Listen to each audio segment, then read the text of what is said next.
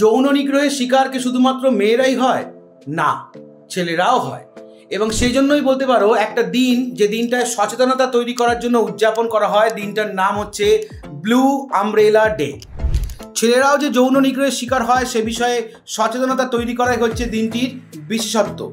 যারা এই নিগ্রহের শিকার তারা কিভাবে যত্ন ও চিকিৎসার প্রয়োজন সেটা উল্লেখ করা হয় এই দিনটাতে। পরিসংখ্যান বলছে সারা বিশ্বে প্রতি 13 জনে একজন নাবালক যৌন নিগ্রহের শিকার।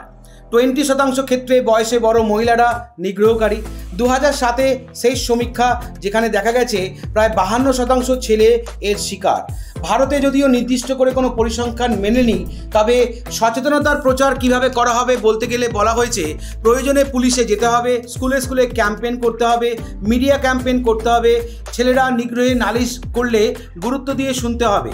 ছেলে মানেই রক্ষক এই ধারণা ভিত্তিহীন, তাদেরও নিগ্রহ বড় হওয়ার অংশ নয়। পস্কো জেন্ডার নিউট্রাল আইন 18 বছরের নিচে যে কেউ বলতে পারো সাহায্য পেতে হবে। তাই খুব কেয়ারফুলি আমাদের এটা আগে দেখতে হবে যে যদি কোনো ছেলে যদি অভিযোগ করে যে সে যৌন নিগ্রহের শিকার হয়েছে, তাহলে সেটা খতিয়ে দেখাটাই হচ্ছে বুদ্ধিমানের কাজ।